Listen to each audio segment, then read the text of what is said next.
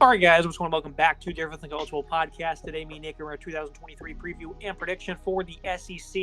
A lot going on for this conference as they look to wrap up another national championship, entering the new playoff era. And obviously, Nick, this is a loaded conference once again. LSU, they're able to win the West last season in Brian Kelly's first season.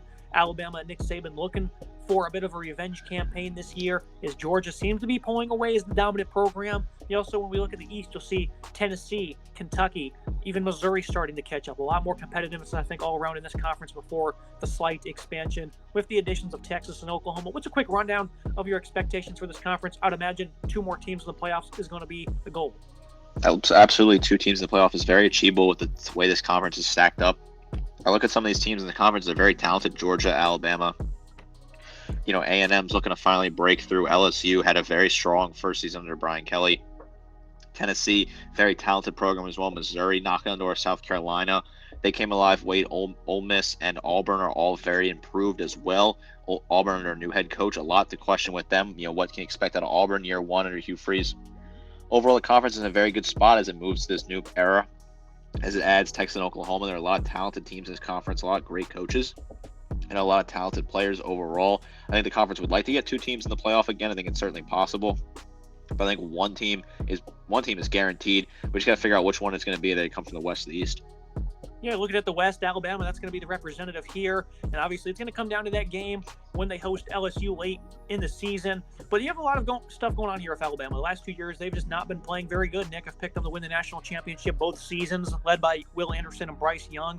And they've played just an exceptionally amount of close games, which is not really great for this program. It's not what we're accustomed to seeing. That was the theme all last season.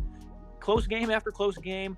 Look, they almost lost to A&M, Ole Miss. Arkansas was giving them a run there. They lost that LSU game. Now you have a quarterback battle. Tyler Buchner, he's going to reunite with Tommy Rees here, who ends up being the offensive coordinator. You're going to see a lot of 12 personnel, RPOs, check down screens, concepts that give vertical assist in his offense. Bit of a 2-back pro system here, Nick. I think Buchner's going to be the best one to operate it. Jalen Milroe, he's a great runner, has exceptional speed and a big arm.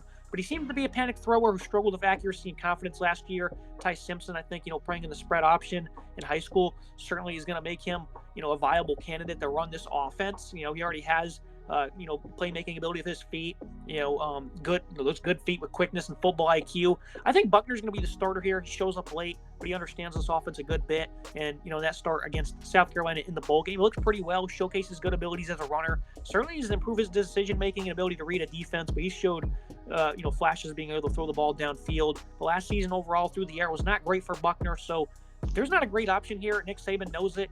This is a tough option here at quarterback. They've not struggled over the past, how many ever seasons at this position. This season, it might be a little different. This is certainly an issue for Alabama as they really do lack a true quarterback here.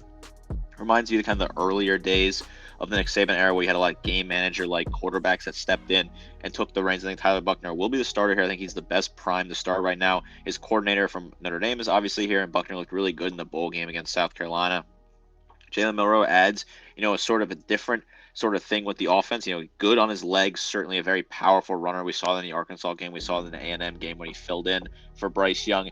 Just not the most polished passer, and some issues there, some issues with the arm strength and the accuracy as well. A couple turnovers as well. Ball security was kind of an issue against A&M. Ty Simpson's also your true pocket passer. Ty Simpson could certainly start and win this job, in my opinion. I think he has all the skills in the world to do so. Very nice frame, very solid, true pocket passing quarterback. 6'2", 185. I think he'd be a great quarterback to fit in that system. Right now, I think Buchner does get the start from it. I don't think you transfer to Alabama without the expectation of being the starter. I think Buchner is a good quarterback to lead this Alabama offense that does have a good running back room and a pretty good wide receiving room. Yeah, complimentary backfield is going to be what Alabama has, 195 yards per game on the ground last season. Jahmyr Gibbs, massive loss, but Alabama's going to have no problem filling his shoes. Jace McClellan, a patient runner with some good long speed. They're going to pair him up with true freshman 5-star Justice Hayes, who has elite balance. He's a good finisher with some quick feet, lateral agility, one-cut runner. Rodale Williams, a physical short yardage back, he's also still around. But you talk about the receiving coordinator, they're incredibly deep. Jermaine Burton last year as a savvy route runner with some nice IQ, acrobatic pass catcher. Really didn't showcase all that much explosiveness last year. Really struggled to separate downfield. Now, the biggest concern of Alabama's receiving core is, losing Mechie and Williams the year prior, is that they would not have the same speed downfield, and that was certainly evident. Ja'Cory Brooks, he's going to be the number one here. Good concentration. He's also really good at adjusting. Then you have Isaiah Bond, Kendrick Law, Kobe Pritis, Shaz Preston. These guys are all very, similar in terms of skill set and size. Obviously varying a little bit, but these guys are all in that 5'10", 6-foot range. 170 to 190. These guys are all yard after catch guys with good run after the catch abilities. So I think this is a receiving corps that certainly has immense talent. It's really going to be hard for teams to defend. But last year, Nick, something just seemed to be missing last year, and I think it was that lack of vertical speed. I think the lack of vertical speed was certainly killing the team last year. I think this is a very good, underrated wide receiving room. These guys all have sky-high potential. Jermaine Burton, we saw him kind of come on towards the end of the season. He looked really good in the bowl game against Kansas State. Looked good in the second half of the season in games. I want to see him continue to take that step forward. Good route runner, nice high football IQ. Ja'Cory Brooks, great concentration, very good player. Nice frame on him. He's going to be your number one receiver here, in my opinion. He's kind of the guy to lead this offense. Isaiah Bond, very good speed as well. Excellent run after the catch. I like him. 5'11", 175, nice size for that speedy kind of trickster type wide receiver. Kendrick Law, Kobe Prentice, Shaz Preston, all very talented wide receivers as well. They made some work in the portal, adding some tight end talent as well in CJ Dupree. Overall, this is a very good unit in my opinion. Pushing top 10 in terms of raw talent. We just need to see it on the field and see what they can do. The offensive line's looking to get back to that physical nature. And it starts with a strong right side led by Tyler Booker and J.C. Latham. These guys were just exceptional last season. They're both going to take that next step this upcoming year. Seth McLaughlin, Darian Dalcourt, these guys are both expected to get on the field. Dalcourt might slide in the left guard. McLaughlin's likely going to be the center here as a senior. Both of those guys can play that position, though. And then you look at the left side, Elijah Pritchard, a former high-end recruit in his own right. He's going to battle with incoming five-star Caden Proctor. So a lot of youth there at left tackle. The rest of this unit, though, not exactly worried about. Even Booker himself's a rising sophomore. A lot of potential here. Terrence Ferguson, I think, is a player people are interested to see what happens with him. I think depth on the offensive line isn't exactly optimal right now, especially when you have a redshirt freshman starting at left tackle and Pritchard. I think they're going to be just fine, Nick, and they're going to ride that right side as long as they can. This right side is quite fantastic. Tyler Booker and J.C. Latham. A great 1-2 punch. Seth McLaughlin is a very fantastic center. Good leader. Darian Dalcourt as well is solid. Elijah Pritchard, concerns me a little bit left tackle, and also Caden Proctor, the true freshman as well, potentially maybe involved. That left tackle spot definitely worries me. I'm a little concerned, which certainly damages this offense's grade in both of our books. But overall, it's a very good offensive line that has some nice talent. That right side is fantastic.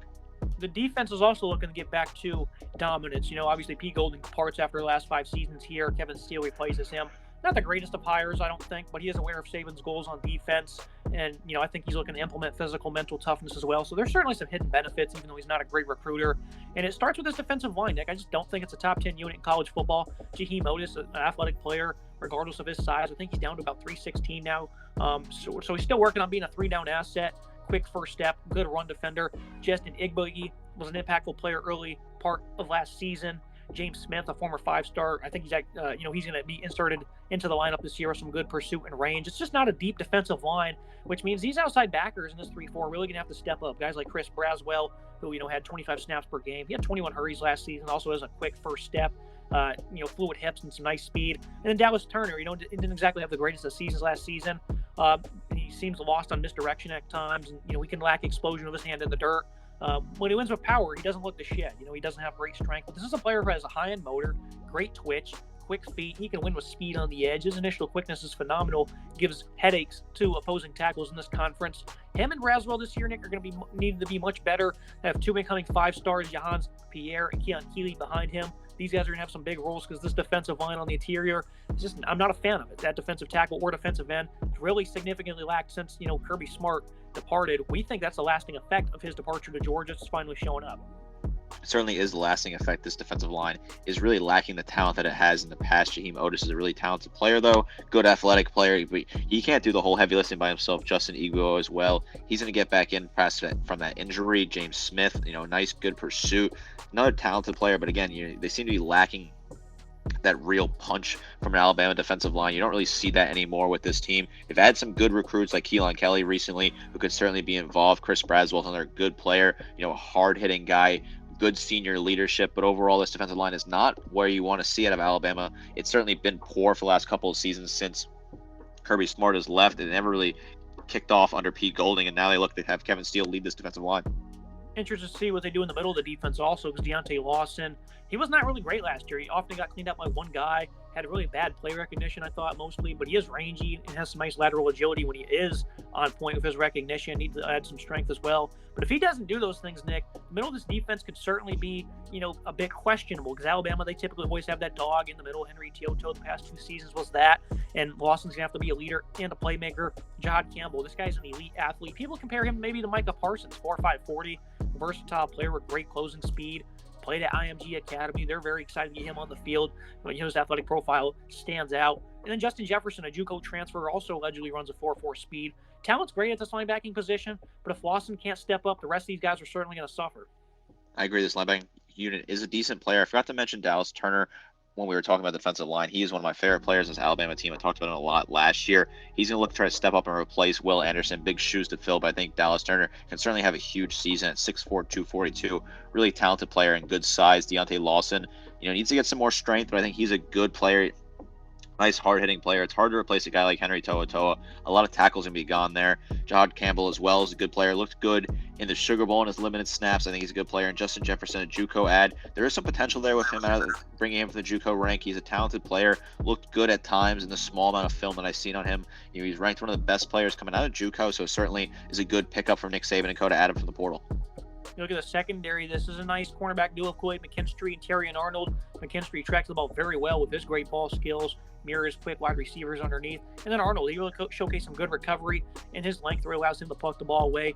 Malachi Moore, the biggest question mark is, what is this guy going to do? Obviously his freshman season was very good. Brian Branch ended up taking away his role as a versatile slot corner who can make plays in the box. And, he certainly needs to continue to add some strength. Added weight certainly might be an issue for him as well. Malachi Moore, though, when he's playing at his best, he's an instinctive player who's always around the ball, and that's going to be highly impactful for them. Caleb Downs, he's likely going to get on the field this season.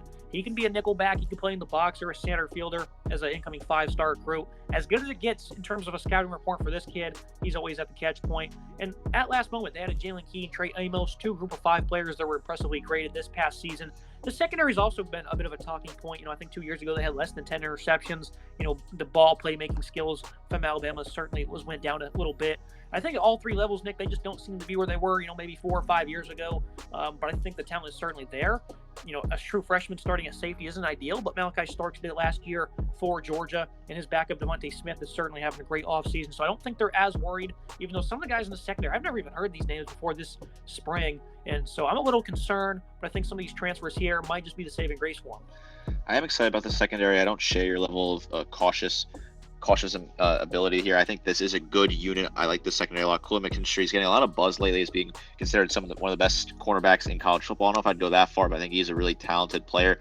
He showed last year that he has a ton of talent, raw talent, really solid player, tracks the ball well, good ball skills, very instinctive player. Terrion Arnold improved throughout the season, a good, willing tackler. Second half of the season got a lot better. Malachi Moore is a player that's bothered me the last couple of seasons. He just has not lived up to what he was during the national championship season in 2020. I need Malachi Moore to get back to that level. Probably play him at the star this year. I think he's a very talented player who can certainly be involved in that. Caleb Downs, an incredible start out of high school. Really high on this kid. This kid looks to be a rare true freshman starter in the Nick Saban era. He's a very talented player who looks to plug in there and get right after it. Trey Amos, Jalen Key, 2 good players, one from UAB, one from University of Louisiana Lafayette, 2 very talented pieces late in the portal. Both of them are hard-hitting safeties that can be involved and play good defense. Yeah, the interception number was 7 this past season. Obviously, that's not good one bit. Look at the run-up in the division. LSU, we weren't shocked last year to see them win the West. We talked about how good this team could potentially be immediately under Brian Kelly. And Jaden Daniels obviously coming over and being with Mike Denbrock. Denbrock, obviously at Cincinnati, worked with Desmond Ridder for 4 years. And I think Ridder and Daniels are, similar players. 6'3", 200. He's a true dual threat, smooth player. Was very good with the football last season. 17 touchdowns, 3 picks, added another 11 scores on the ground, 885 yards rushing. And this isn't a guy who always bails the pocket. I think he's certainly a decisive runner, really trusted his protection at times. When you watch his tape, it really stands out. Maybe a quarterback battle here, Nick. Last year LSU fans were telling us about Garrett Nussmeier. We didn't see him till the last 2 games of the year. He was lighting it up against Georgia. That was certainly a secondary we figured might get carved up by LSU. And, man, he came out in that second half, and he put them on it. But I think Daniels is going to be a starter here until maybe injury happens like in that Georgia game. I think the supporting cast here is pretty underrated. I think the running back unit in terms of, guys they have to throw out there on the field is probably the nation's deepest. Josh Williams, a mean physical power runner. Armani Goodwin's back. He has some breakaway speed. John Emery, he was away from the team, focusing on school. Looks like he'll be available this fall. Noah Kane, a power runner. And then Logan Diggs, who they added from Notre Dame. He's a consistent runner who's got some versatility. And then an incoming 4-star in Trey Holly. I mean, they're incredibly deep in the backfield, Nick. This running game, though, 40th is not a bad mark. I'd certainly like them to see the top 25 this season because I think they're capable of it, especially with who's under center.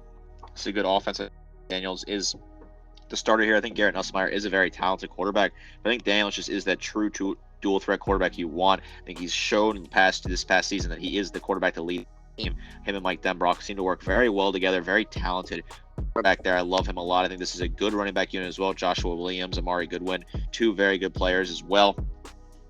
Noah Kane, another good player. John Emery, Logan Diggs. These are all very talented players. Trey Holly coming in as well. This is a very deep running back room that has so much talent top to bottom.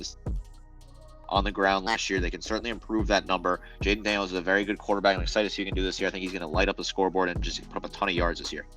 The inability to get Kayshon Boutte involved last year was quite staggering, Nick. He only ended up with 538 yards. His presence was certainly felt when he was on the field, but nowhere near the expectations they had for him.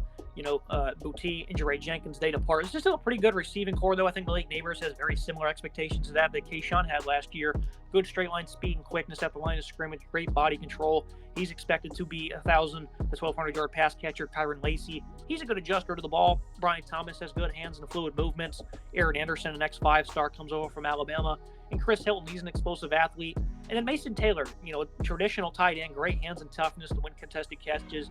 Great athlete for the position at 6'5", 245. This guy made his presence felt immediately from week one. I think the supporting cast, at least at wide receiver, is a tad underrated, Nick, because a lot of these guys don't exactly have the production, but the talent is there to be very scary when they go in 4 and 5 wideout sets. I think this is a team that has some talent, but certainly lose Kayshon Boutte. Malik Neighbors is a very good wide receiver, very extremely talented player, one of the best in the country at this point in time. Very good player, nice starting speed, good body control, very talented as well. Kyron Lacey, I like him a lot. Brian Thomas, good hands. Aaron Anderson, he can come back and play this year. He's been injured, dealing with that. Chris Hilton's a very attractive, explosive athlete who has some serious talent as well. This unit does lack a little bit of depth. I think it'll worry when you hit to the bottom part of the depth. I think Neighbors and Lacey together, and then you add Brian Thomas Jr. at the wide receiver Z. This is a good unit that has some nice talented pieces. LSU last year rolled out 2 true freshman tackles in the SEC. This team ended up ranking 124th in FBS, so it sort of worked out, but it was obviously a collective unit. Will Campbell was phenomenal, though, as a pass blocker. Emory Jones really struggled at right tackle. 10th most pressures allowed in college football for him. Number 1 ranked interior line, DJ Chester joins the fold, so there's some reinforcements on the way. Miles Frazier transferred in and was solid. He's going to be at left guard. Mason Lunsford arrives from Maryland. Garrett Dellinger can play anywhere, likely right guard, and Charles Turner penciled in at center. He allowed 16 pressures last year. There's a lot of moving pieces with this offensive line last year, Nick. It was true freshmen and transfers, I'm pretty sure. I think Turner maybe was the only one who was already here in Baton Rouge. So I expect them to be significantly better than they were. 45 sacks allowed, horrible number, especially when you have a quarterback there who's certainly capable of evading. But I think his efficiency will continue to tick up if they can do that, because this offense really was not all that bad with almost 35 points per game, considering this offensive line really was inconsistent. This is definitely an inconsistent offensive line that has some issues. I think Will Campbell, left tackle, needs to improve. True freshman last year, got thrown out to the Wolves, but he's a very good pass blocker, great hands, good understanding athlete, 6'6", 325. I like him a lot. The rest of the unit needs to step up. Miles Frazier, Charles Turner on the interior, Garrett Dillinger as well needs to step up. Emory Jones, another who is also the fellow true freshman, he needs to improve his game as well. At right tackle, he concerned me at times last year. But this offense, top to bottom, is very good on paper. Jay Daniels is a very talented quarterback who I think is going to have a great season, tons of yards and tons of points. I think this has a good running back room with great balance. And this wide receiver room is very solid as well. Nice tight end as well in Mason Taylor. This is a good offense. It's going to score a lot of points. They scored nearly 35 points per game last year. They can certainly hit that number again this year. Look at the defensive side of the ball. 10 additions in the portal. Love the urgency here from Brian Kelly. This is already a talented defense, but he knows it's not up to par with them boys up in Athens because they went out and got some more players. Braden Swinson, he's going to be a valuable pass rusher for him. Ovi Agufu from Texas, he's good. Savion Jones was a quality run stopper. Paris Shan they picked up from Arizona, so they shored up the edge a good bit. Jordan Jefferson was great with absurd strength for West Virginia. And this is already a great defensive line. Jacobian Gilroy was very impressive. Makai Wingo, Mason Smith. These guys are going to battle for all conference honors. This is just a phenomenal unit up front. I think they'll continue to be better. 63rd against the run. Just not going to cut it, Nick. That needs to be better. I think it certainly will, especially with this defensive line. And then obviously Harold Perkins. This guy went berserk in the second half of the season. 12 of his TFL, 7 of his sacks came across the final 7 games. Elite speed. He's phenomenal sideline to sideline at Arkansas's games. He was just a pure patroller there as they could not throw the ball. And he does a great job against mobile QBs. This guy is a complete cheat code, Nick, especially with his ability to force fumbles. Perkins, Defensive Player of the Year for me in the conference. This is obviously a late addition to last year's class. He was originally going to go to A&M, flipped last minute. True freshman of the year, I'd say, for the Tigers. Perkins is phenomenal. Harold Perkins is an incredible player. He's also my Defensive Player of the Year in the SEC. He's just such a talented player, hard-hitting, very talented linebacker. Steps in as a true freshman and dominates the SEC. You rarely see that on the defensive side of the ball. Just a true all-around player, fantastic in the middle linebacker. Savion Jones is fantastic on the edge as well. I like to see him come after and get after the quarterback this year. Mekhi Wingo, Mason Smith as well, 2 talented players. They made a lot of work in the portal. Jalen Lee, Parashad, Jordan Jefferson. These are all talented pieces they add in. They made a lot of work on this side of the ball, trying to improve this defense that really wasn't that bad last year. 22.5 points per game, 148 yards on the ground, 206 yards given up through the air, and 354 total, 41st in the nation in that regard. So I don't think it was a bad unit by any means, but they do need to improve. They want to compete with teams like Alabama and Georgia, who have really talented defenses top to bottom. Omar Spates comes over from Oregon State, highly productive veteran for the Beavers. Good technique, never seems to over-pursue. Greg Penn, West Weeks, guys we talked about last year coming into the season, they got better during the year. Both were quality tacklers and pretty assertive run defenders. You look at the secondary, though. This is also a unit that's certainly going to have some high focus. 32nd against the pass is not bad. Denver Harris, he comes over from A&M, a fluid athlete, former 5-star. Greg Brooks, great lateral agility, great blitzer off the edge, great versatility, due to high-end football IQ. He's going to be a leader for them in the back end. Big-time, underrated player. Big turnover in the secondary last 2 years, though. Nick, 7 players total departed from the 22 depth chart. Zy Alexander, though, was elite at Southeast Louisiana. Deuce Chestnut comes over from Syracuse. He's expected to thrive. Ex-5-star Sage Ryan still has plenty of room left to grow. Major Burns expected to be, remain a mainstay at strong safety. He needs to continue to improve, though. The secondary has high-end talent, just like the defensive front. They need to continue to put it together. I agree. The secondary has some nice talented pieces, and also the back half of the linebacking core, Omar Spates is a player I absolutely love. I'm excited to see what he can do here at LSU. Very talented player at Oregon State. Greg Penn, West Weeks, also 2 talented linebacking. Good backups there. It's a very deep linebacking unit. I look at the secondary. They made a lot of ads. Deuce Chestnut's a very good ad. I think he's got a lot of potential ad there. Denver Harris, another good player who's really talented. Greg Brooks, nice player at the safety as well. Zy Alexander, another good player to add. Sage Ryan has a lot of room to grow. Major Burns, really good at strong safety. He needs to continue to improve, though, as a run defender. Overall, this defense, like I said, it's a good defense. It's an underrated defense. Yes, I don't know if people talk about it as much because the yards per game is a little bit high and the rush yards per game is a little bit high, but overall, it's a good, hard-hitting team under Brian Kelly that has a solid defense. Yeah, now looking at third team in the West, we're obviously going to pump the brakes a little bit because A&M was not good last season one bit, Nick, but they obviously pick up Bobby Petrino. He rides his motorcycle all the way to Aggie Land to help improve an offense. It was 101st in points per game, 93rd in yards per game. Didn't have any type of bounce. The run game completely fell off a cliff, and that was highly unexpected. I figured this offensive line will be setting themselves up to be the nation's best in 2023, and they had to take care of business this past season first, and they didn't. Trey Zunn, 6'6", 320, strong and powerful, good drive in the run game for him. Allowed 26 pressures, though. Ruben Fathery, 6'8", 325. He was their best pass blocker. Allowed 4 sacks, though. So Bryce Foster played in 4 games. He was drastically disappointing. 22 PFF pass blocking grade before his injury. His replacement wasn't any better. He transfers out. Layden Robinson, 6'4", 330. Allowed a horrible number of 36 pressures. The numbers I just read off in terms of size, Nick, is staggering. It's great. You're not going to find size like that in many other places in the country. They have great potential. They were flat out awful last year. Devon Achane, I thought he could have been an underrated Heisman runner, but he had no open lanes one bit. Ruben Owens, an incoming 5-star. Armani Daniels, a veteran there. Lavon Moss. They have some nice pieces in the backfield, but if there's no lanes for them, they're not going to be here in College Station for very long. Where to begin with Texas A&M? So much talent, one of the most talented rosters in college football, if not the most talented roster in college football, but they just cannot put it together on the field. This offense was dreadful. 22.8 points per game, 101st in the nation. It's just absolutely pathetic. This offensive line was just terrible across the board. You highlighted there, these guys were bad. Trey Zunn, Bryce Foster, Matt Wyckoff, all just absolutely terrible. These guys need to step up, because they had a great running back room. They just could not be able to utilize it all. Ruben Owens originally committed to Louisville, but decommitted once the coaching change happened there. It's a bit of a shame. I wanted to see him there with the Cardinals, but now he comes over to A&M. Good athletic frame, fantastic true freshman 5-star, has a lot of really high potential here. Amari Daniels, another good veteran who's a nice compact runner.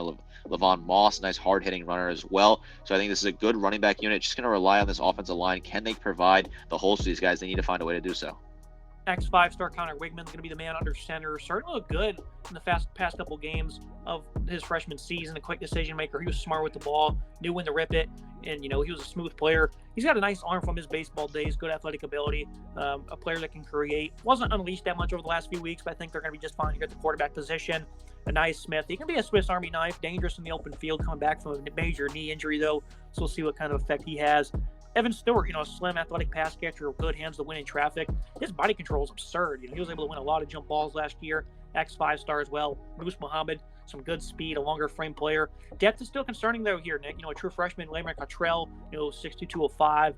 Micah Tees, a 4-star athlete with some good speed and acceleration. There's not much here in terms of depth for wide receiver. I know some Aggie fans were trying to tell me otherwise. They are wrong. I agree. This is a very weak wide receiver room. Kyle Wegman, I'm excited to see what he can do, a former 5-star. Comes in as a sophomore, more experience under his belt, 6'2", 215. I like the size on him. Very good quarterback there. The talent at wide receiver, though, is lacking. This is not a great unit. People are saying this is a top 10 unit in the country. I just do not see it. Anais Smith's very good in the slot. I'm excited to see what he can do. Moose Muhammad as well as backup in the slot. Both of them are very talented. Anais Smith, obviously the more talented of the duo, and he's very, very strong, nice, athletic wide receiver. Noah Thomas, Evan Stewart, two good players that were true freshmen last year. They get another chance to come back and play, good pass catcher there, and Stewart, nice slim athletic player. And then the backups, Micah Tees, Raymond Contrell as well, two highly rated recruits coming in, but the depth is really not there. I think this is a unit that lacks depth. They need to find a way to get this wide receiving core. I was hoping they would have attacked in the portal, but they seem to ignore it in the portal. They're going to rely on a lot of young guys here who are very inexperienced. Defensive side of the ball got hammered in the portal. They lost 17 guys, 21 points per game. First against the pass. They were 123rd against the run. Nick had 19 sacks. Again, you talk about the offensive line, a lot of talent that did nothing. Defensive line is the exact same thing. And obviously we expected, these guys to probably not come out of their shell until 2023. They ended up having 4 of the top 5 D-line recruits in last year's class. So obviously it was expected. And they also picked up the top-ranked defensive lineman David Hicks in this class. So they're absolutely stacked on this side of the ball. Walter Nolan, Shamar Stewart, LT Overton, Gabriel Brownlee Dindy. And then you match that with McKinley Jackson, explosive athlete, and then returning Shamar Turner, who has some violent hands. They are elite on the defensive line, Nick. 123rd against the run. I'll go ahead and give them a pass last year because obviously they had a lot of young guys here. But if they're that bad this upcoming season, that is awful. And I think some guys will probably find their way out of a job this upcoming season, including DJ Durkin. This defensive line needs to work on. DJ Durkin needs to find a way to get this defensive line after the quarterback and be able to stop the run. They were just terrible. Like you said, 209 yards per game given up on the ground is just an terrible number. They're very good against the pass. The secondary was very talented. It was just the front seven that really let this team down. 123rd against the run. McKinley Jackson is a very explosive player. Excited to see what he can do. Shamar Turner, very violent hands. Good defensive player who can win at the point of attack. 6'4", 300 pounds. Walter Nolan, Shamir Stewart, very talented player. David Hicks as well, another good player. This defensive line is stacked in terms of raw talent, but I need to see it. They have to prove to me that they can be elite. This is a great group on paper, but they need to prove that they're elite. But all the defense, Edgar and Cooper, a consistent defender who led the team in tackles for loss. Chris Russell is a solid run defender the past year. So they have 2 veterans here in the middle. Depth is an issue, though. There's plenty of youth. And, we said similar things about Penn State coming in the last year, and they had a freshman that Abdul Carter step right up. And they have 3 freshmen here, Chance Johnson, Damian Sanford, Teron York. These guys are going to have to battle to be playmakers, and they can instantly correct the issue of having depth as an issue. Gerante Davis, he was great at Jackson State. So this linebacking core, again, you can instantly fix this here in the middle of their defense. A&M right now, though, kind of more of an above-average unit. Cooper's a great player, but if, these guys start to struggle or health becomes a factor, they could be in trouble.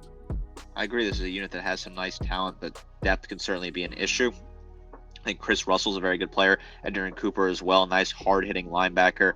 Martell Harris Jr. is another talented player who was very, very highly rated recruit that just did not get involved. They also have some nice talented freshmen coming in, true 5 stars. Teron York as well as a player I'm looking at could potentially be involved early on in the season. This is a unit that has some talent, but injuries could certainly cause a problem for them as they lack depth. Looking at the back end of this defense, Tyre Chappelle, a quick twitch, good run defender with some good closing speed. Bit of a disappointing sophomore season, but does have 17 pass breakups over the past 2 years. Tony Grimes, Sam McCall are added in the portal. Grimes drastically underperformed at UNC. Things I hear are, according to some reports, very bumpy already for him, so I'm not sure if he's going to be on the field. McCall, though, a guy who has elite ball skills from Florida State, good physicality. They returned the safety duo of Jordan Gilbert, Damani Richardson, who's been along a long time. Led the team in tackles last year, third in 2021. Good anticipation, showcases versatility. Again, they were first national against the pass last season. Maybe a bit of a skewed number because they were just easy on the ground to pick up free yards there. But I don't think it was a fluke one bit. They were really good against the pass, Nick. And I think top to bottom, this is a great defense. And if they can get things corrected against the run, they can instantly be a top 30 defense in stopping the run of who they have here. They can instantly be that much better. I think that would do great wonders for them. 8-4 prediction for me, though, a conservative approach. I did pick them to beat Alabama. Not that I exactly believe that, but I definitely don't think Alabama is going to be a 12-0 football team. And I think the Aggies' talent the past couple seasons has found a way to get in the head of Nick Saban and this crew. I think they're going to be able to find a way to do it again. A lot of question marks about Tony Grimes. Very talented player, just did not work out at UNC, and we're not sure if he's going to even play this year at A&M. Sam McCall is a good ad from Florida State. I like him a lot. Terry Chappell, another good player in the secondary. Damari Richardson, good leader. Led the team in tackles. Nice, willing tackler. Good leader on there. Jordan Gilbert as well is another good player. This A&M team has a lot of talent, but I just get cautious with this team because they had a lot of talent last year and they disappointed. They were absolutely flat out terrible last year. They cannot be as bad as last year. Can a new offensive coordinator lead this star-loaded, absolutely talented team to the winning? I think it's certainly possible. I just don't see that this year with this team. I think they're heading in the right direction. I think they're building an offense that has some nice talent, and the defense is really good as well. But I think Jimbo Fisher needs to figure it out soon because he's going to find himself in trouble down there. I mean, he's fireproof. He can't get fired, which is crazy to think about. But A&M fans really do not like the job he's done so far. It's been a disaster for the Aggies, even though they have had that win over Alabama, so that's certainly important. Looking at a team I think is quite underrated in this division, Arkansas. Obviously Dan Enos comes over to be the offensive coordinator here. The return of KJ Jefferson, Raheem Sanders is big news. Jefferson, obviously a Newton-like runner at 6'3", 242. The size, the speed, the aggression downhill. Raheem Sanders, a good elusive back. The production between these two, the threat they give you against the run for opposing defenses is just tough to defend. 236.5 yards per contest. They're very fun to watch. And you throw in Rashad Dominion, a guy who has quick feet, who can gear down in a hurry as a physical tackler. This is a very fun run game to watch, Nick. And then they're going to be running behind an offensive line that is loaded with size. Devon Manuel, 6'9", 334. Tykees Crawford, 6'5", 325. Joshua Braun, 6'6", 335. Imani Harris is 340, also 6'7". You have two more guys in Brady Latham and Bai Limmer, who is 6'5", 300 plus. And Latham and Limmer on the interior are going to be the leaders here. An impressive pass blocker is Brady. Bayou's great at getting to the second level. He's going to be the center this season. Where do they find these guys, Nick? Because these guys are incredibly massive, and when you have those nice-sized players in the backfield, Sanders at 227, and of course Jefferson's a big, thick frame himself. I mean, this is just a lot of physicality Arkansas can hit you with. Certainly is a very physical team that has a nice pieces here. KJ Jefferson, very talented quarterback to return. Great on the ground, to the air. Very talented quarterback overall. I like him a lot. Rocket Raheem Sanders is a very good running back, one of the best in the conference, if not in the country. 6'2", 227, elusive runner who gets great speed.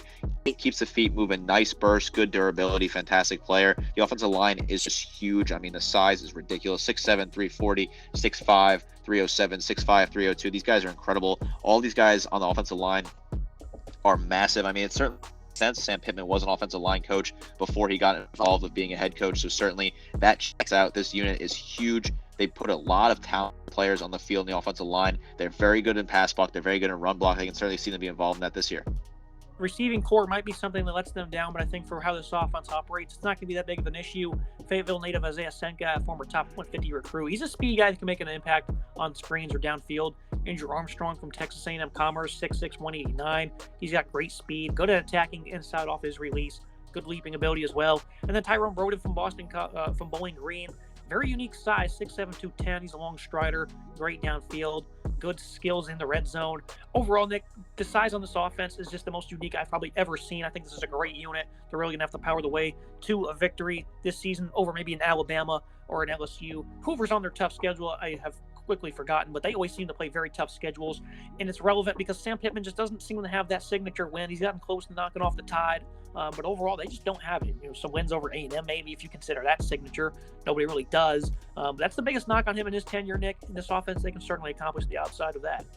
Pittman is certainly lacking that signature win, like you said. He needs to find a way to get that win sooner rather than later. I think it's certainly possible in the coming years that he gets that win this year, potentially, with the way this offense is. That Pittman's a good high-energy coach. I think he deserves to continue his job at Arkansas. He's built a decent program here, a good mid-range SEC program, but they're trying to break through, and they just have not been able to do so yet. My prediction was spot on for this defense last year. I said they were going to be awful against the pass. 131st nationally in that area, 30 points per game. That was 101st in college football. They did a lot of work, though. They added 6 guys. They're all going to see some significant time. Trajan Jeffcoat from Missouri. He was first in the conference in 2020 in terms of sacks. That's a nice swim move. He was a first-team SEC All-Conference, I should say. John Morgan from Pitt, a guy who has great lower body strength, a nice punch, a relentless, aggressive player.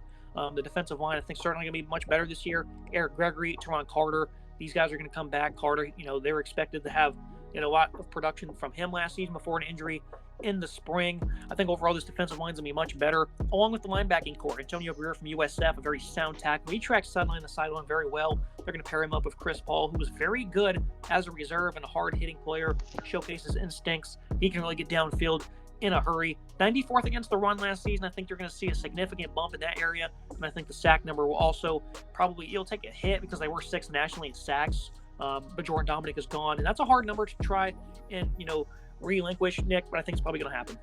Cameron Ball, Aaron Gregory are 2 good players. Teron Jeffcoat's a solid player to add from Missouri, 6'4", 270, really nice size there. Jeff Morgan, nice player to add from Pitt as well. Chris Paul is a good depth piece. Antonio Greer from USF, good hard-hitting linebacker, instinctive playmaker. I think this front seven's talent. There's some nice talent here. This team was pretty good against the run. They can certainly improve that, but overall this defense lacked that kind of punch they needed to get. They've struggled to get off the field in situations. 30 points per game was really not the number you want to see if you're an Arkansas fan. I think this defensive line needs to improve, but there are some nice talented pieces here.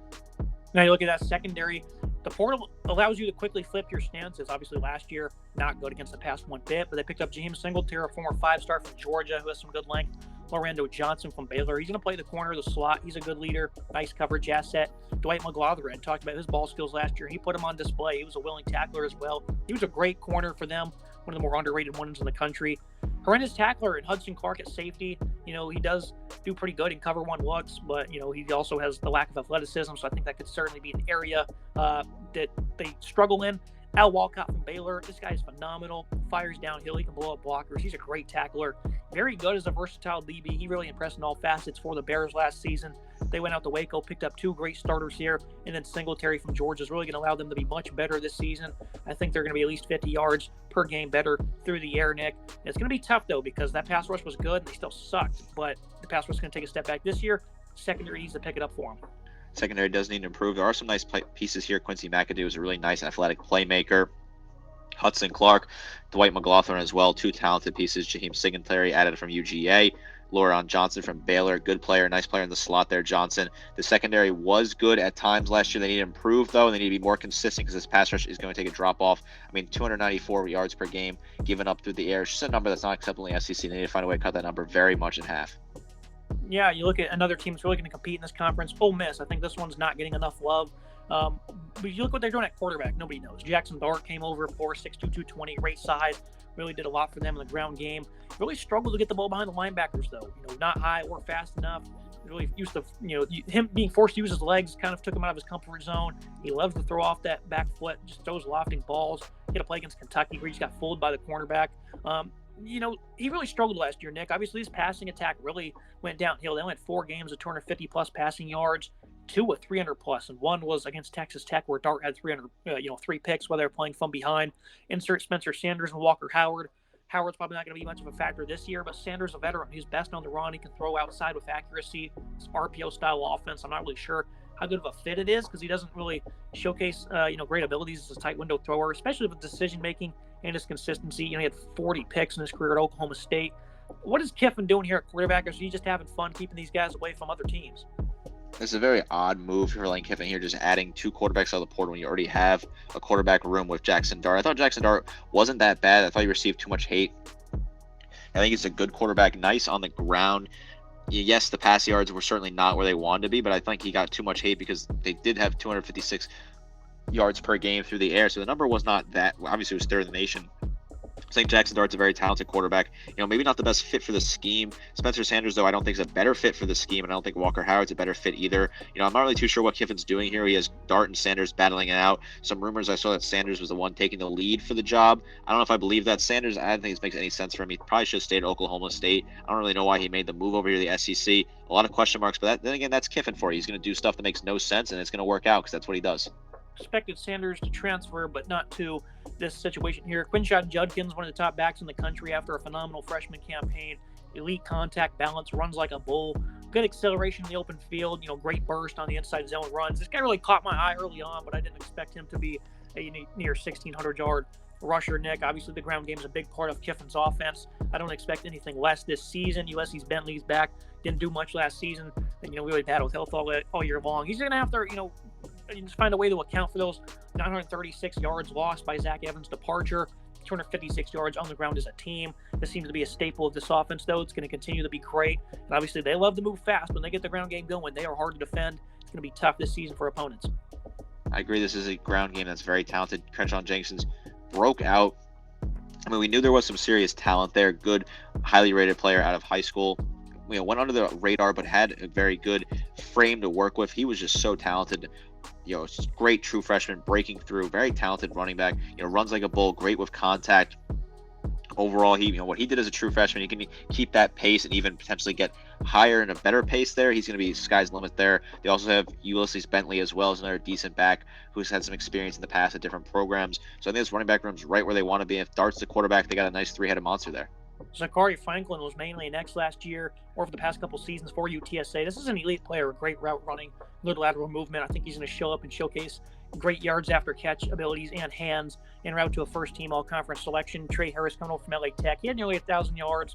They really liked him in jump ball situations. Jordan Watkins found a bit of a better rhythm late in the season. Dayton Wade at 175, dynamic player on screens with some speed.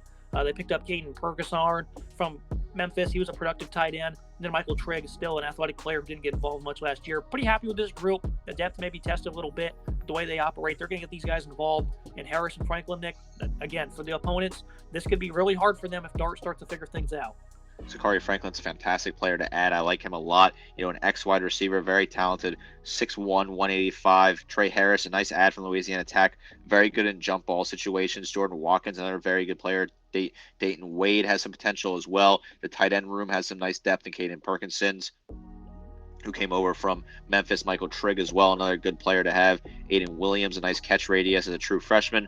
Overall, it's a very deep wide receiver unit that has a lot of guys that are underrated in the national grand scheme of things, and these guys are all very talented. J.J. Henry as well, Braylon Brown, another solid piece to add. If Jackson Dart can figure it out and start getting this ball to these guys, this could be a very good unit. The offensive line, they don't have great depth, but all five starters have some good experience. Caleb Warren, Jeremy James, I thought he was the best of the trio in the interior. Jaden Williams, nearly 1,000 snaps, wasn't great as a pass blocker. Micah Peta, 6'7", 360. Staff's very hopeful on him. Top to bottom, really good offense. The defensive side of the ball, though, Kiffin's obviously had to continue to do a lot of work here. And it's certainly been a struggle. They had DJ Durkin turn in that one good season. He obviously departs. Pete Golding arrives, 57th in points per game, 89th against the run. And that's where they need to continue to improve on. I think they will. JJ Pegues, high-motored player, who's a great havoc wrecker on the interior. Cedric Johnson, a freak athlete with some great feet. Expect him to really add a lot more production this season. Isaac Ukwu from James Madison, 6'3", 261. He's been a great player for the Dukes the past 2 seasons as a run stopper, also as a pass rusher. Joshua Harris, great stopper for NC State, 6'4", 325. Stephon Wynn adds some more size and 305. And Xavier Harris, 6'7", 335. He's a rising sophomore. And then Jared Ivey's also still around as defensive end. I think this unit up front, Nick, is really going to shock some people. I don't think it's getting talked about enough, especially some of these additions in the portal. Great work here by Kiffin and crew. I think Kiffin definitely made some nice work on his offensive line to add some solid pieces. He also made some nice work on the defensive line to add some solid pieces. This defense has been a bit of an issue for Ole Miss. 25.5 points per game is really not what you want to see. JJ Pregas, Cedric Johnson, nice adds, nice solid pieces to have as well. There were some solid pieces to add. Isaac Ukwana from James Madison, he's a good player as well. Joshua Harris, nice run stopper from NC State. Stefan Wan as well. Overall, this is a good unit that's improving. I think this defense needs to continue to step up because that's been the issue here. The offense scores a lot of points, but the defense gives up too many points. It's really proven to be a problem for Ole Miss. One of the portal ads from last year, Kahari Coleman, was a phenomenal producer. He showcased good development as a pass rusher. He's also a rangy run defender. Ashati Chris Strunk, he was impressive in nearly 400 snaps. Jeremiah Jean Baptiste from UCF, 100-plus tackles last 2 years. And then Monty Montgomery comes over, so did some good work here at this linebacking core. You look at the secondary, Isheem Young, very good length, a fluid mover in space. He's going to be a big player for them this year, even though he needs to grow because he's not exactly strong in either in any particular facet. DeAndre Prince was the best cover corner, had 11 pass breakups for them. Was also good against the run. Plenty of transfers going to occupy this cornerback room. Deshaun Gady from UNT is the most notable. 2,100-plus snaps in his past 3 years. He was an elite performer for the Mean Green. 13 pass breakups there. Guys like Zamari Walton, Jane Canady, Justin Hodges, they're going to have to step up here. Ladarius Tennyson as well is going to battle for a safety spot. Top to bottom, Nick, I see massive improvements for this defense in all 3 areas. I think this is a very talented team that can definitely improve on defense. There is some nice raw talent here. They made some nice work out of the portal. Corey Coleman is another good player to return at linebacker. They added some nice pieces in the secondary as well. Zamir Walton, John Sanders, 2 good players to add. I think this is a defense that has to improve. I think they're in line for improvement. DJ Durkin leaving for the A&M job certainly damaged Kiffin and co, but I think they've head in the right direction. They do have a talented defense on paper. I just need to see these guys step up. And now they have Pete Golding calling the play, who some Alabama fans hated him, some Alabama fans loved him. He's certainly going to hit the ground running with recruiting, and they're going to be able to bring in a ton of talent. I think he's going to be able to coach these guys and help build a better system here at Ole Miss. Now you look at Auburn, team that welcomes in Hugh Freeze to the fold, come over from Liberty, back in this division where he had much success with Ole Miss. And you look at this offense, they pick up, Brian Beatty, the pair up with Jarquez Hunter, who has great burst. Beatty had 3 kick return TDs last year, great speed, or in 2021, that is, elite burst, really takes good angles at 5'8", 165, but just a phenomenal player who also isn't afraid of contact. Hunter, doesn't seem to showcase many moves, but he understands leverage very well, also has vision and patience.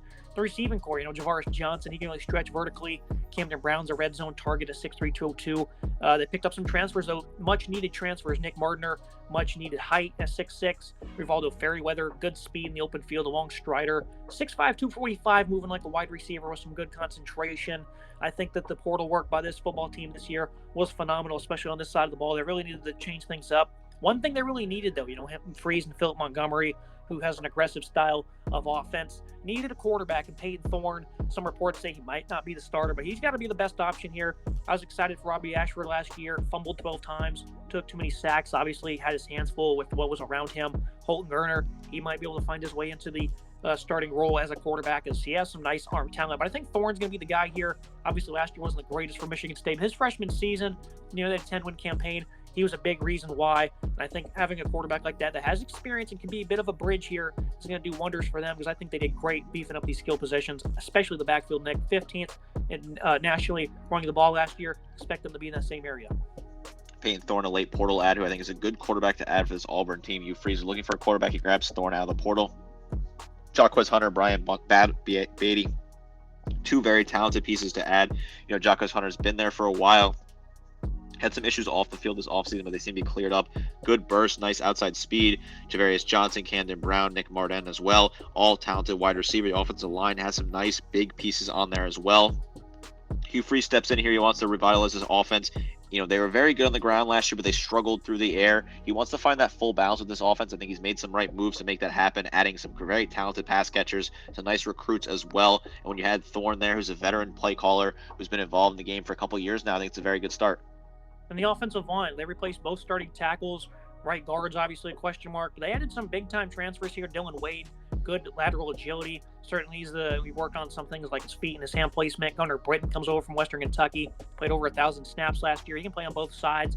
He's really good in pass pro with a wide stance and some good strength. And then Avery Jones, probably the most underrated addition here for the Tigers at center. Very consistent pass pro, great hand placement in the run, showcases good strength at both levels. I think that this offense, Nick, top to bottom, what they did in the portal, obviously this is a big thing in college football, is you can quickly be instantly much better on one side of the ball, and I think that's going to be the story here for Auburn. They definitely made a lot of work here. They added some nice talent in the offensive line. They really revamped it overnight. I think Hugh Freeze wants to make this offense competitive. Immediately, Dylan Wade, Avery Jones, Gunnar Britton are all players they added quickly through the portal. This offense has a lot of talent. And like you said, in this era of college football, you can revamp your offense or defense in mere minutes. Hugh Freeze stepped on the plains. He started doing that immediately, and it looks good for this Auburn Tigers team. They were 97th nationally against the run last year. As you look at the defensive side of the ball, 5 portal ads on the D-line. Those instantly going to lead to some improvement. Justin Rogers was a good run stopper at Kentucky. Jason Jones shows up. Nazil Kite Johnson, a good player, 6'2", 310, showing the ability to pierce gaps and be defensive end. Marcus Harris, one of the returnees, good ability to shed at the point of attack. Cam Riley, though, sound tackler when consistent, 6'5", 230 in the middle of their defense. Demario Tolan transferred out. Eugene Asante's back from injury. Austin Keys, 400 snaps for Auburn last year. And Robert Woodyard was the highest rated recruit in last year's class. So I think the defensive line is phenomenal. I don't know what they're going to do in terms of pass rush, and I don't know how forceful or impactful the linebacking core will be. But all I know is the ads on the defensive line, the size they picked up, that's going to allow them to produce, at least when it comes to stopping the run. They're going to be able to match up with these physical SEC offensive lines. They, again, lack production, only 26 sacks, lost their top 4 sack getters. But the guys they added on the defensive line, Nick, that's going to be the key for me. I don't want to get, lost here with the excitement, but I certainly think it's warranted. I think this is a good unit. They made some nice adds, rotational unit on the defensive line. They had some struggles against the pass and against the running game last year. They've added some nice pieces that can add some definitely potential here. Justin Rogers, Moses Nazil Kite is a nice add. Kendrick Falk, a true freshman, has some nice potential as well. Returner Jason Jones as well. Very talented unit that's added some nice pieces that are some solid pieces. They made some great work for the linebacking core as well. Look at the secondary, DJ James and Naheem Pritchard, one of the better duos in the country. Good ball skills all around there. Nice instinctive players. Zion Puckett should emerge as a leader at safety. Jalen Simpson, the other starter, he's back, played well at safety in the final 3 games. I'm pretty high on the secondary. We'll see if depth is, provided. They don't really have that patroller that Ron Roberts, the defensive coordinators, had in recent years. Jalen Pitre or Al Walcott. I think top to bottom, this is a defense that's going to see major improvements. Almost 30 points per game allowed last season. I think they're going to be down in that 24 to 23 point per game mark. 7-5 for me, but I think this team can really compete this year due to some of these additions they've made. Maybe I'm jumping the gun a little bit on Auburn, but I think Hugh Freeze is going to have a formula to get these guys competitive, and I think they can beat anybody in this division. Nice secondary. Certainly Pritchard's a good player. DJ James, a nice player as well at corner. I think Hugh Freeze was the right hire here for Auburn. A good guy to get in to rebuild the culture down there on the plains. I'm certainly pumping the brakes a little bit. I think 6-6 is more in line, but this team could certainly be bowl eligible season wonder. Freeze, they've built in the right direction. They added some really great pieces in the portal, and Freeze is a really good coach that's got great experience in the SEC. Auburn's certainly heading in the right direction. Yeah, and Mississippi State, it's going to be a year of celebration of life for the late Mike Leach. Obviously, there's going to be a lot of tributes, I think, all year long for this team. Zach Arnett forced into a very tough situation here. Brings in Kevin Barbay, the run, the offense. It's going to be more of a pro-style unit now. So they're going to, transfer over from that air raid to this, offense that certainly has a highly efficient passing game. They're going to be really run-oriented. I think Jaquavius Marks is really going to be a versatile player who emerges this season in this scheme. Will Rogers, a veteran wide receiver core. The schematic change might not be as tough, but I definitely think that they're well equipped to handle this. But we'll see what happens. I definitely think Marks will boss them. Veteran offensive line. They're going to be tasked with some more responsibilities. The defense has a good front six, I would say. Respectable D-line that will cause the linebackers to get plenty of exposure. Secondary loses 3 crucial assets, though, but they have some good depth, some high upside players overall. Maybe they can steal one, Nick, this team. A night game versus Alabama or Ole Miss. I think it's going to be a hard year in all facets. Insanely difficult schedule. This team isn't exactly a 4-8 team by any means, but the factors that go into it, it's hard to predict anything else. I agree. It's a tough situation, certainly. Obviously, Mike Leach passing is a very tragic situation for this team. One of the greatest coaches in terms of personality. I mean, he was just great with the press. Such a fun personality, and that offense was fantastic. I'm worried the schematic change. Certainly, I think there are some issues. I think Will Rogers is a great quarterback, but the schematic change might hurt him. This offense has some potential. There's some nice units here. Zach Arnett steps over. I think he's a good coach. I like the position he's in. Certainly, he's taking a tough situation, but he's a good guy to have in the locker room. The defense also has some talented pieces. They have produced some nice pieces in the NFL draft recently, but overall, I think it's going to be a tough year at Mississippi State as they're going to be the bottom of the West here. It's tough to pick a team to be bottom of the West because all these teams are very talented on paper, but someone's got to be in the bottom. And sadly, with Mike Leach's passing, I think Mississippi State are going to be the team that's at the bottom.